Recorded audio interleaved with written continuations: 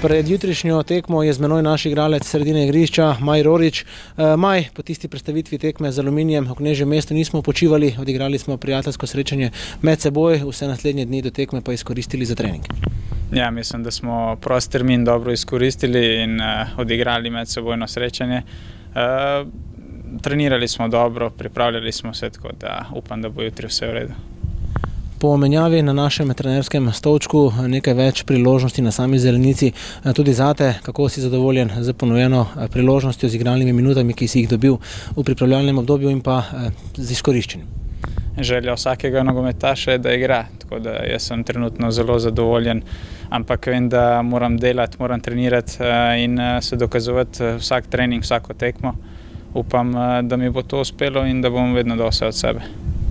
Domžalčani so bili v prejšnjem krogu na pragu zmage proti Mariboru, vodili so že s 3-1, pa na koncu osvojili, takole samo pogojno rečeno, seveda točko. Zagotovo si to točko želijo potrditi z novo zmago, prav ta točka pa dokaz, kako kvaliteten nasprotnik prihaja jutri v mesto.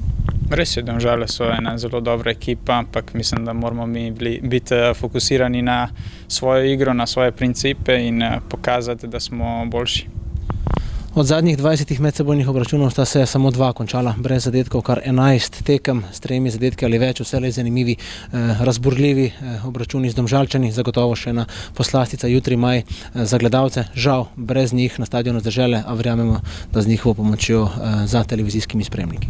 Sigurno bi bila tekma še lepša, še bolj gledljiva z navijači, ampak v sili razmer se nogometaši moramo znajti, tako da ja, smo veseli, da bo jutri zanimiva tekma, upamo na najboljše, mi bomo dali vse od sebe in gremo na zmago.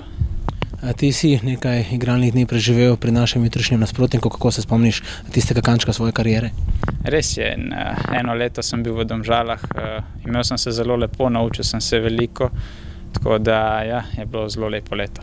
Odkje nam jutri pretijo največje nevarnosti za naš gol, kako priti do novih točk? Sigurno imajo zelo močno ekipo, predvsem sprednji del, v napadalnem smislu so zelo močni, tako da jaz upam, da bomo uspeli jih zaustaviti in igrati našo igro.